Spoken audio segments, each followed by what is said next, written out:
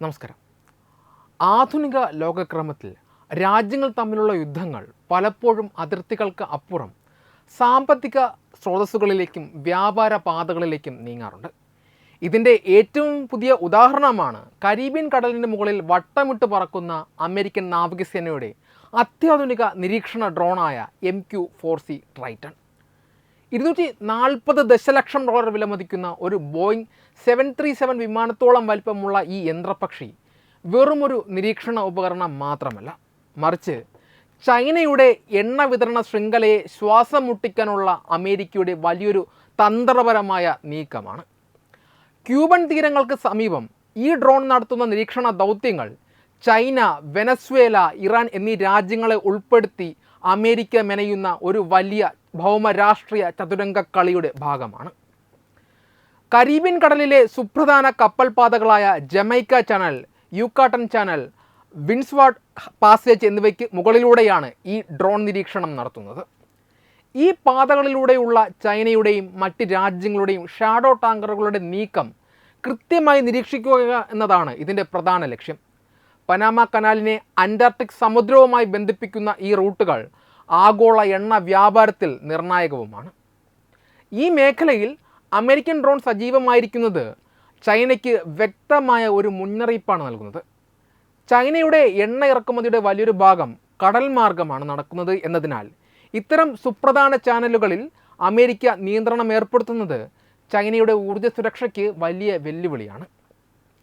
വെനസ്വേലയിലെ എണ്ണ ശേഖരത്തിന് മേൽ അമേരിക്ക സ്വാധീനം ഉറപ്പിച്ചതോടെ ചൈനയ്ക്ക് അവിടുത്തെ വിതരണം ഏതാണ്ട് പൂർണ്ണമായും നഷ്ടപ്പെട്ടിരിക്കുകയാണ്. ഇതിന് പിന്നാലെ ഇറാനെതിരെയുള്ള ഉപരോധങ്ങളും ഹോർമുസ് കടലിടുക്കിലെ പ്രശ്നങ്ങളും ചൈനയുടെ പ്രതിദിന എണ്ണ ലഭ്യതയെ സാരമായി ബാധിച്ചിട്ടുണ്ട്. ചൈനയുടെ എണ്ണ വിതരണത്തിൻ്റെ 80% കടന്നുപോകുന്ന മലാക്ക കടലിടുക്കിൽ ഇന്തോനേഷ്യയുമായി ചേർന്ന് അമേരിക്ക നടത്തുന്ന നീക്കങ്ങൾ ബീജിങ്ങിനെ കൂടുതൽ പ്രതിരോധത്തിലാക്കി. ഈ സാഹചര്യത്തിലാണ് ക്യൂബൻ മേഖലയിൽ അമേരിക്ക 4ാമത്തെ കരുനീക്കവും നടത്തുന്നത്. ക്യൂബയെ എണ്ണ ബ്ലോക്കേഡിലൂടെ സമ്മർദ്ദത്തിലാക്കുന്നതിലൂടെ ആ ദ്വീപ് രാഷ്ട്രത്തിന് ഇന്ധനമെത്തിക്കാനുള്ള ചൈനയുടെ ശ്രമങ്ങളെ തടയാനാണ് അമേരിക്ക ലക്ഷ്യമിടുന്നത്. ക്യൂബയിലെ ബേജുക്കൽ പോലെയുള്ള ഇടങ്ങളിൽ ചൈന സ്ഥാപിച്ചിട്ടുള്ള ഇലക്ട്രോണിക് ഇൻ്റലിജൻസ് കേന്ദ്രങ്ങളെ നിരീക്ഷിക്കാനും ഈ ഡ്രോൺ ദൗത്യം സഹായിക്കുന്നു. ചൈനീസ് കപ്പലുകളെയും ടാങ്കറുകളെയും നിരീക്ഷിക്കുന്നതോടൊപ്പം തന്നെ അമേരിക്കയുടെ തെക്കൻ തീരങ്ങളിൽ, പ്രത്യേകിച്ച് ഫ്ലോറിഡയ്ക്ക് സമീപം ചൈനയുടെ സ്വാധീനം ഇല്ലാതാക്കുക എന്നതും ഈ നീക്കത്തിൻ്റെ പിന്നിലുണ്ട്. ഡൊണാൾഡ് ട്രംപിൻ്റെ വിദേശ നയത്തിൻ്റെ ഭാഗമായുള്ള ഈ കടുത്ത ഉപരോധങ്ങളും നിരീക്ഷണങ്ങളും ക്യൂബയെ സാമ്പത്തികമായി തളർത്തുകയാണ്. ചൈന നൽകുന്ന സഹായങ്ങൾ മാത്രമാണ് നിലവിൽ ക്യൂബയ്ക്ക് ആശ്വാസം പകരുന്നത്. എന്നാൽ അമേരിക്കയുടെ വ്യോമനാവിക നിരീക്ഷണം ശക്തമാകുന്നതോടെ ആ സഹായം എത്തിക്കുന്നതും ചൈനയ്ക്ക് വെല്ലുവിളിയാകും. ചുരുക്കത്തിൽ കരീബിയൻ കടലിന് മുകളിലെ ഈ ഡ്രോൺ പറക്കൽ വെറുമൊരു പെട്രോളിംഗ് മാത്രമല്ല, മറിച്ച് ചൈനയുടെ ഊർജ്ജ ആവശ്യങ്ങളെയും ആഗോള വ്യാപാര പാതകളെയും നിയന്ത്രിക്കാനുള്ള അമേരിക്കയുടെ വിപുലമായ പദ്ധതിയുടെ ഭാഗമാണ്. റഷ്യയിൽ നിന്നും മധ്യേഷ്യയിൽ നിന്നും പൈപ്പ് ലൈനുകൾ വഴി ചൈന എണ്ണ എത്തിക്കുന്നുണ്ട് എങ്കിലും കടൽപാതകളിലെ ഈ തടസ്സങ്ങൾ അവരുടെ സാമ്പത്തിക വളർച്ചയെ സാരമായി ബാധിക്കും. ചൈനയും അമേരിക്കയും തമ്മിലുള്ള ഈ നിഴൽ യുദ്ധം ലോക ഊർജ്ജ വിപണിയിൽ വൻ ചലനങ്ങളാണ് ഉണ്ടാക്കുന്നത്. പശ്ചിമേഷ്യ മുതൽ കരീബിയൻ വരെ നീളുന്ന ഈ തന്ത്രപരമായ ഉപരോധങ്ങൾ ചൈനയെ എങ്ങനെ ബാധിക്കുമെന്നതിനെ ആശ്രയിച്ചിരിക്കും വരും കാലത്തെ ആഗോള രാഷ്ട്രീയത്തിൻ്റെ ഗതി. തൻ്റെ ഇഷ്ടാനുസരണം കാര്യങ്ങൾ നീക്കാൻ കഴിയുമെന്ന് ട്രംപ് അവകാശപ്പെടുമ്പോൾ ചൈനീസ് എണ്ണ വിതരണത്തിന് ചുറ്റും അമേരിക്ക ഒരു കുരുക്ക് മുറുക്കുകയാണെന്ന് വ്യക്തമാണ്. ആഗോള രാഷ്ട്രീയ ഭൂപടത്തിൽ അമേരിക്കയും ചൈനയും തമ്മിലുള്ള ശീതയുദ്ധം പുതിയ തലങ്ങളിലേക്ക് കടക്കുമ്പോൾ അതിൻ്റെ ആഘാത പ്രത്യാഘാതങ്ങൾ ലോകമെമ്പാടുമുള്ള സമ്പദ് വ്യവസ്ഥകളിൽ പ്രകടമാകും. കരീബിയൻ കടലിൽ അമേരിക്ക നടത്തുന്ന ഡ്രോൺ നിരീക്ഷണങ്ങളും ചൈനയുടെ എണ്ണ വിതരണ ശൃംഖലയെ ലക്ഷ്യം വെച്ചുള്ള നീക്കങ്ങളും കേവലം 2 രാജ്യങ്ങൾ തമ്മിലുള്ള പ്രശ്നമല്ല, മറിച്ച് അത് ആഗോള എണ്ണ വിപണിയെയും വ്യാപാര പാതകളെയും പുനർനിർണ്ണയിക്കുന്ന ഒന്നാണ്. ലോകത്തിലെ ഏറ്റവും വലിയ 3ാമത്തെ എണ്ണ ഇറക്കുമതി രാജ്യമായ ഭാരതത്തെ സംബന്ധിച്ചിടത്തോളം ഇത്തരം നീക്കങ്ങൾ സൃഷ്ടിക്കുന്ന സാമ്പത്തിക മാറ്റങ്ങൾ അതീവ ജാഗ്രതയോടെ വിശകലനം ചെയ്യേണ്ടതുണ്ട്. അമേരിക്കയുടെ ഈ കരുനീക്കം ഇന്ത്യൻ സമ്പദ് വ്യവസ്ഥയ്ക്ക് ഗുണകരമാകുമോ അതോ വെല്ലുവിളിയാകുമോ എന്നത് സങ്കീർണമായ ഒരു ചോദ്യമാണ്. അമേരിക്കയുടെ ഈ നീക്കം ഇന്ത്യൻ സമ്പദ് വ്യവസ്ഥയ്ക്ക് ഗുണകരമാകാനുള്ള പ്രധാന കാരണം ചൈനയുടെ ആഗോള സ്വാധീനം കുറയുന്നു എന്നതാണ്. ചൈനയുടെ ഇന്ധന വിതരണം തടസ്സപ്പെടുമ്പോൾ അവരുടെ ഉൽപ്പാദന മേഖലയിലും കയറ്റുമതിയിലും മാന്ദ്യം സംഭവിക്കാം. ഇത് ആഗോള വിപണിയിൽ ചൈനീസ് ഉൽപ്പന്നങ്ങൾക്ക് പകരമായി ഇന്ത്യൻ ഉൽപ്പന്നങ്ങൾക്ക് കൂടുതൽ സ്വീകാര്യത ലഭിക്കുവാനിടയാക്കും. മേക്ക് ഇൻ ഇന്ത്യ പോലെയുള്ള പദ്ധതികൾക്ക് ഇത് വലിയൊരു ഊർജ്ജമാവുകയും ചെയ്യും. കൂടാതെ ചൈനയിൽ നിന്ന് നിക്ഷേപങ്ങൾ പിൻവലിക്കുന്ന വൻകിട കമ്പനികൾ സുരക്ഷിതമായ മറ്റൊരു താവളമെന്ന നിലയിൽ ഭാരതത്തെ തിരഞ്ഞെടുക്കാനുള്ള സാധ്യതയും ഏറെയാണ്. ചൈനയെ സാമ്പത്തികമായി ശ്വാസം മുട്ടിക്കാനുള്ള അമേരിക്കയുടെ ശ്രമം പരോക്ഷമായി ഭാരതത്തിൻ്റെ വ്യവസായ മേഖലയ്ക്ക് വൻ കുതിച്ചുചാട്ടം നൽകിയേക്കാം. എണ്ണ വിപണിയിലെ വില നിലവാരമാണ് ഭാരതത്തെ ബാധിക്കുന്ന മറ്റൊരു പ്രധാന ഘടകം. ചൈനയുടെ എണ്ണ ഇറക്കുമതി തടസ്സപ്പെടുന്നത് വഴി വിപണിയിൽ എണ്ണയുടെ ഡിമാൻഡ് കുറയുകയാണെങ്കിൽ അത് വില കുറയുവാൻ കാരണമായേക്കാം. ഇത് ഭാരതം പോലെയുള്ള രാജ്യങ്ങൾക്ക് ഇന്ധന ചെലവ് കുറയ്ക്കാനും വ്യാപാര കമ്പി നിയന്ത്രിക്കാനും സഹായകമാകും.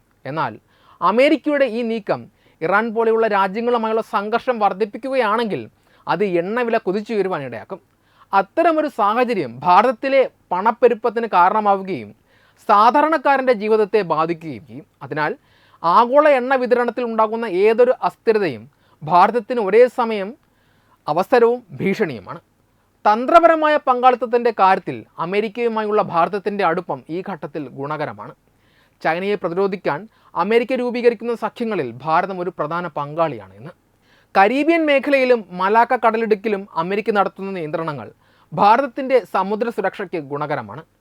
ചൈനയുടെ സ്ട്രിംഗ് ഓഫ് പേൾസ് നയത്തിലൂടെ ഭാരതത്തെ വളയാനുള്ള ശ്രമങ്ങൾക്ക് അമേരിക്കയുടെ ഈ നീക്കം ഒരു വലിയ തടസ്സമായി മാറും. ഇത് ഭാരതത്തിന് ഇന്ത്യൻ മഹാസമുദ്ര മേഖലയിൽ കൂടുതൽ സ്വാധീനം ഉറപ്പിക്കുവാൻ അവസരം നൽകുന്നു. ഭൗമരാഷ്ട്രീയമായി ഭാരതം കരുത്താർജിക്കുന്നത് വിദേശ നിക്ഷേപകരുടെ ആത്മവിശ്വാസം വർദ്ധിപ്പിക്കുകയും സമ്പദ് വ്യവസ്ഥയ്ക്ക് സ്ഥിരത നൽകുകയും ചെയ്യും. ചുരുക്കത്തിൽ അമേരിക്കയുടെ ഈ നീക്കം ഇന്ത്യൻ സമ്പദ് വ്യവസ്ഥയ്ക്ക് അനുകൂലമായ ഒട്ടേറെ ഘടകങ്ങൾ ഒരുക്കുന്നുണ്ട്. ചൈനയുടെ സാമ്പത്തിക മേധാവിത്വത്തിന് ലഭിക്കുന്ന തിരിച്ചടി ഭാരതത്തിന് ആഗോള ഉൽപ്പാദന കേന്ദ്രമാക്കാനുള്ള വഴി തുറക്കുന്നു. എങ്കിലും അന്താരാഷ്ട്ര എണ്ണ വിപണിയിലുണ്ടാകുന്ന അപ്രതീക്ഷിത വിലക്കയറ്റവും ആഗോള വിതരണ ശൃംഖലയിലുണ്ടാകുന്ന തടസ്സങ്ങളും ഭാരതത്തിന് വെല്ലുവിളിയായേക്കാം. ഈ രണ്ട് സാഹചര്യങ്ങളെയും സന്തുലിതമായി നേരിടാൻ ഭാരതത്തിന് സാധിച്ചാൽ മാറുന്ന ലോകക്രമത്തിൽ സാമ്പത്തികമായി വലിയ നേട്ടങ്ങൾ കൈവരിക്കുവാൻ നമ്മുടെ രാജ്യത്തിന് സാധിക്കും.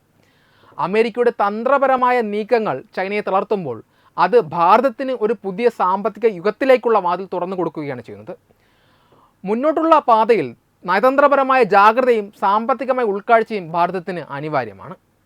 അമേരിക്കയും ചൈനയും തമ്മിലുള്ള ഈ ആഗോള സാമ്പത്തിക യുദ്ധത്തിൽ ഭാരതത്തിന് നേരിടേണ്ടി വരുന്ന തിരിച്ചടികൾ മറികടക്കാൻ ബഹുമുഖമായ തന്ത്രങ്ങളാണ് രാജ്യം സ്വീകരിച്ചു വരുന്നത്.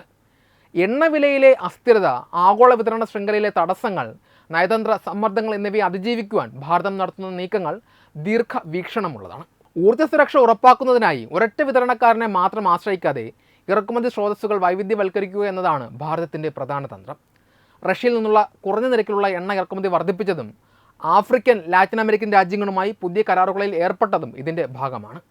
അമേരിക്കൻ ഉപരോധങ്ങൾ മൂലം പശ്ചിമേഷ്യയിൽ നിന്നുള്ള വിതരണത്തിൽ തടസ്സമുണ്ടായാൽ അത് മറികടക്കാൻ ഈ ബദൽ സംവിധാനങ്ങൾ സഹായിക്കും. കൂടാതെ രാജ്യത്തിൻ്റെ സ്ട്രാറ്റജിക് പെട്രോളിയം റിസർവ് അഥവാ അടിയന്തര എണ്ണ ശേഖരം വർദ്ധിപ്പിക്കുന്നതിലൂടെ ആഗോള വിപണിയിലെ പെട്ടെന്നുള്ള വിലക്കയറ്റത്തെ പ്രതിരോധിക്കുവാൻ ഭാരതത്തിന് സാധിക്കും. പുനരുപയോഗ ഊർജ്ജ മേഖലയിലേക്കുള്ള ദ്രുതഗതിയിലുള്ള മാറ്റമാണ് മറ്റൊരു പ്രധാന നീക്കം.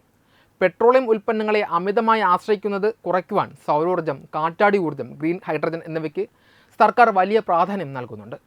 ഇലക്ട്രിക് വാഹനങ്ങളുടെ വ്യാപനം പ്രോത്സാഹിപ്പിക്കുന്നതിലൂടെ വിദേശ എണ്ണയെ ആശ്രയിക്കുന്നത് കുറയ്ക്കുവാനും അതുവഴി ആഗോള വിപണിയിലെ ചാഞ്ചാട്ടം ഇന്ത്യൻ സമ്പദ് വ്യവസ്ഥയെ ബാധിക്കാതെ നോക്കാനും സാധിക്കും. ഇത് ദീർഘകാലാടിസ്ഥാനത്തിൽ ഭാരതത്തെ ഒരു ഊർജ്ജ സ്വയം പര്യാപ്ത രാജ്യമാക്കി മാറ്റും. സാമ്പത്തികമായി നേരിടാൻ സാധ്യതയുള്ള വെല്ലുവിളികളെ മറികടക്കുവാൻ രൂപയിലുള്ള വ്യാപാരം പ്രോത്സാഹിപ്പിക്കുന്നത് വലിയൊരു ചുവടുവയ്പ്പാണ്. ഡോളറിനെ അമിതമായി ആശ്രയിക്കുന്നത് കുറയ്ക്കുന്നതിലൂടെ അമേരിക്കൻ ഉപരോധങ്ങളെയും അന്താരാഷ്ട്ര സാമ്പത്തിക നിയന്ത്രണങ്ങളെയും ഇന്ത്യൻ വ്യാപാരത്തെ ബാധിക്കുന്നത് ഒഴിവാക്കാം. UAE, റഷ്യ തുടങ്ങിയ രാജ്യങ്ങളുമായി ഇതിനോടകം തന്നെ രൂപയിൽ ഇടപാടുകൾ ആരംഭിച്ചത് ഇന്ത്യൻ നാണയത്തിൻ്റെ മൂല്യം സംരക്ഷിക്കാനും വിദേശ നാണ്യ ശേഖരത്തിലെ ചോർച്ച തടയുവാനും സഹായിക്കും. ഇത് ആഗോള സാമ്പത്തിക അസ്ഥിരതകൾക്കിടയിലും ഇന്ത്യൻ രൂപയ്ക്ക് കരുത്ത് പകരും. നയതന്ത്രതലത്തിൽ ബഹുമുഖ ചേരിചേരാൻ നയം പിന്തുടരുന്നതിലൂടെ അമേരിക്കയുമായും ചൈനയുമായും റഷ്യയുമായും ഒരേ സമയം ബന്ധം നിലനിർത്തുവാൻ ഭാരതത്തിന് കഴിയുന്നുണ്ട്. അമേരിക്കയുടെ സഖ്യകക്ഷിയായിരിക്കുമ്പോൾ തന്നെ ഇന്ത്യയുടെ ദേശീയ താൽപ്പര്യങ്ങൾ ബലികടിക്കാതെ സ്വന്തം നിലപാടുകളിൽ ഉറച്ചു നിൽക്കുവാൻ ഭാരതത്തിന് സാധിക്കുന്നു. ചൈനയുമായുള്ള അതിർത്തി തർക്കങ്ങൾ നിലനിൽക്കുമ്പോഴും സാമ്പത്തികമായ തിരിച്ചടികൾ ഒഴിവാക്കുവാൻ നയതന്ത്ര ചർച്ചകൾക്ക് ഭാരതം മുൻഗണന നൽകുന്നു. ക്വാഡ് പോലെയുള്ള കൂട്ടായ്മകളിൽ സജീവമാകുന്നതിലൂടെ സമുദ്ര സുരക്ഷ ഉറപ്പാക്കാനും മലാക്ക കടലെടുക്ക് പോലെയുള്ള പാതകളിൽ ഭാരതത്തിൻ്റെ താൽപ്പര്യങ്ങൾ സംരക്ഷിക്കുവാനും സാധിക്കും. ചുരുക്കത്തിൽ ആഗോള ശക്തികൾ തമ്മിലുള്ള പോരാട്ടത്തിൽ ഭാരതം കേവലം ഒരു കാഴ്ചക്കാരനല്ല, മറിച്ച് സ്വന്തം താൽപ്പര്യങ്ങൾ സംരക്ഷിക്കുവാൻ പ്രാപ്തിയുള്ള ഒരു നിർണായക ശക്തിയാണ്. ആഭ്യന്തര ഉൽപ്പാദനം വർദ്ധിപ്പിച്ചും ഊർജ്ജ സ്രോതസ്സുകൾ വൈവിധ്യവൽക്കരിച്ചും നയതന്ത്ര കരുത്ത് ഉപയോഗപ്പെടുത്തിയും അമേരിക്കൻ നീക്കങ്ങൾ മൂലമുണ്ടാകുന്ന ഏതൊരു തിരിച്ചടിയെയും അവസരമാക്കി മാറ്റുവാൻ ഭാരതത്തിന് സാധിക്കുന്നു. പ്രതിസന്ധികളെ മുൻകൂട്ടി കണ്ടു നടത്തുന്ന ഇത്തരം ശാസ്ത്രീയമായ നീക്കങ്ങൾ ഭാരതത്തെ ലോകത്തെ ഏറ്റവും കരുത്തുറ്റ സമ്പദ്വ്യവസ്ഥകളിൽ ഒന്നായി നിലനിർത്തുമെന്നത് ഉറപ്പായ കാര്യമാണ്. വഴിമുട്ടുന്ന പാതകളിൽ പുതിയ വഴികൾ വെട്ടിത്തുറക്കാനുള്ള ഭാരതത്തിൻ്റെ ഈ ശേഷിയാണ് ആധുനിക ലോകക്രമത്തിൽ രാജ്യത്തിൻ്റെ ഏറ്റവും വലിയ കരുത്ത്. വെബ് ഡെസ്ക് തത്തുമൈ ന്യൂസ്. വിട്ടുവീഴ്ചയില്ലാത്ത നിലപാടുകളുമായി ദേശീയതയുടെയും സമാജത്തിൻ്റെയും ശാക്തീകരണത്തിനു വേണ്ടി തത്തുമൈയുടെ ജൈത്രയാത്ര തുടരുകയാണ്. യൂട്യൂബിൽ മാത്രം തത്തുമൈക്ക് 10 ലക്ഷം സബ്സ്ക്രൈബേഴ്സിലേക്ക് എത്താൻ ഏതാനും ചുവടുകൾ മാത്രമാണ് ബാക്കി. മറ്റ് സോഷ്യൽ മീഡിയ പ്ലാറ്റ്ഫോമുകളിലും തത്തുമൈയുടെ നിറസാന്നിധ്യം തുടരുകയാണ്. ഈ അവസരത്തിൽ ഞങ്ങൾക്ക് നിങ്ങളോടുള്ള അഭ്യർത്ഥന ഞങ്ങളോടൊപ്പം നിൽക്കുക എന്നുള്ളതാണ്. നിങ്ങൾ ഉപയോഗിക്കുന്ന ഏത് സോഷ്യൽ മീഡിയ പ്ലാറ്റ്ഫോം ആണെങ്കിലും ഞങ്ങളുടെ വരിക്കാരാകുക, ഞങ്ങളെ സബ്സ്ക്രൈബ് ചെയ്യുക, നിങ്ങളുടെ സുഹൃത്തുക്കളിലേക്ക് തത്തുമൈയുടെ ഈ സന്ദേശം പ്രചരിപ്പിക്കുക. ഞങ്ങളോടൊപ്പം നിൽക്കൂ, രാഷ്ട്രത്തോടൊപ്പം നിൽക്കൂ, ദേശീയതയ്ക്കൊപ്പം സഞ്ചരിക്കൂ.